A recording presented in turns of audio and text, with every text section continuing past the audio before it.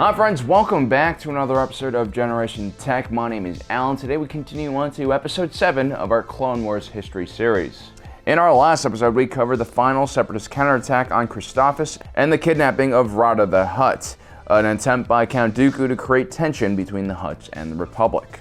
Before we begin today's episode, if you guys are interested in watching the entire series in chronological order, just check out the playlist in the top right corner. We've placed all our videos in this series in there. There are also some supplementary videos which talk about some of the background information about the Clone Wars.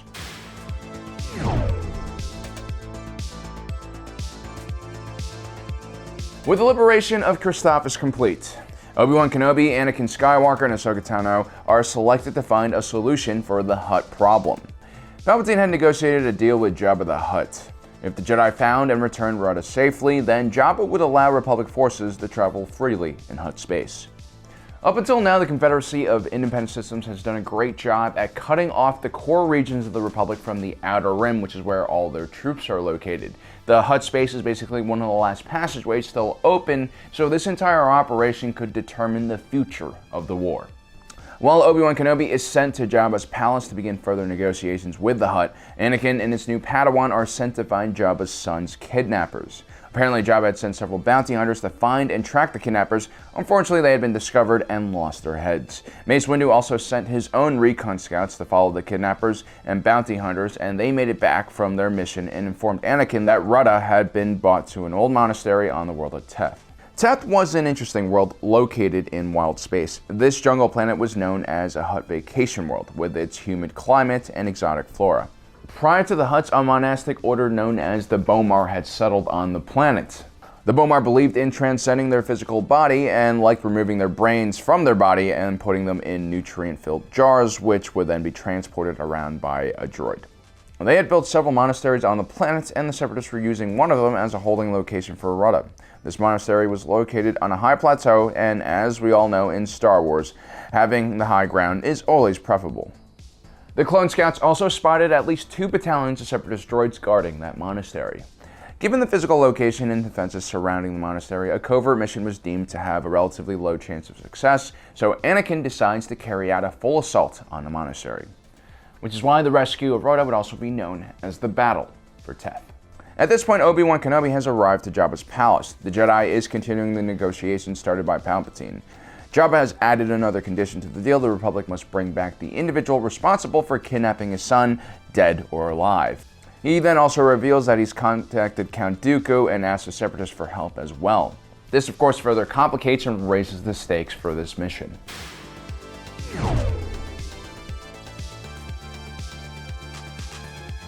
Anakin Skywalker was a reckless Jedi. He was also a reckless leader.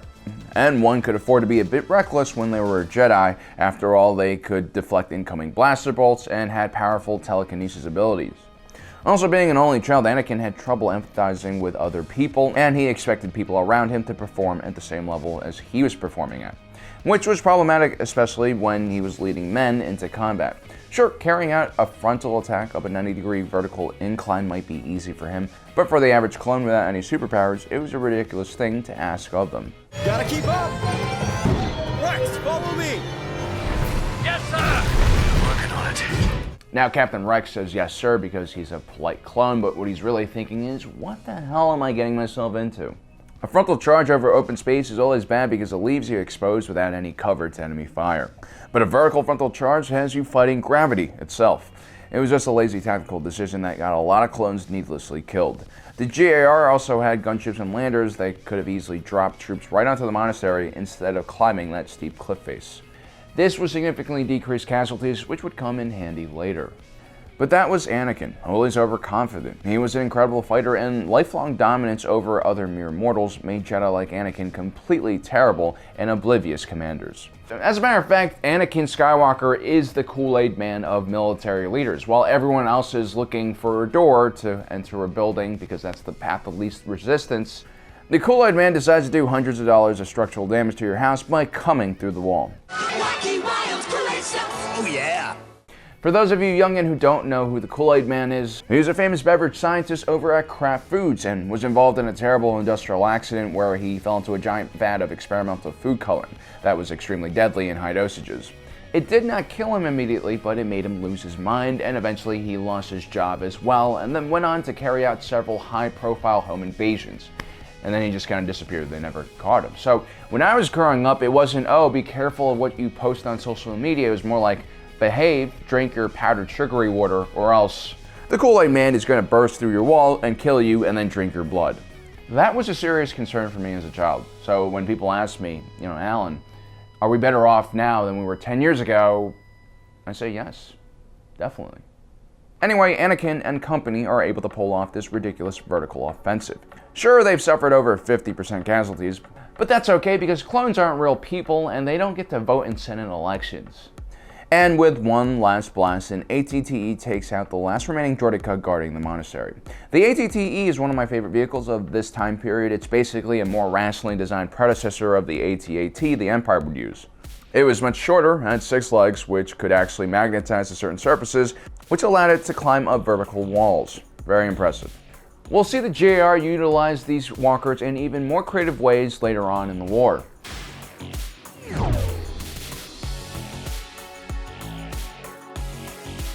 When the battle was won, Anakin and Ahsoka and a small squad of clones move into the monastery to find Rotta the Hutt. Now at this point, if you're thinking that the Separatists should have definitely won this battle, after all, they had the... I have the high ground! Well, it seems like you're on the right track because Asajj Ventress actually purposely wanted the clone troopers to take the monastery. The idea was to lure the Jedi into the monastery and then frame them for Rotta's kidnapping. The Separatist does this by filming the Jedi interacting with the little hut. As we see in the news all the time, it's very easy to take a video clip and then cut it out of context so it serves your purpose, and that's what the Separatists do. Count Dooku brings the evidence of the Jedi's involvement in the kidnapping via holovid, #fake news. At this point, the roles now reverse. Count Dooku orders Asajj Ventress to recover the hut, while simultaneously launching a Separatist fleet to retake the monastery. Meanwhile, Obi-Wan Kenobi, who is now aware of Count Dooku's involvement with the kidnapping, rushes to Teth as well with Admiral Yularen to help Anakin's task force. Meanwhile, the baby Hutt has a fever and has fallen ill. Unfamiliar with Hutt biology, the Jedi must get Rotta some care immediately.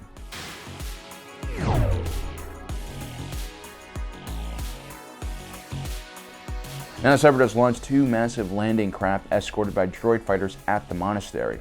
Instead of carrying out a suicidal vertical frontal charge, the Separatists just land on the monastery like normal people would.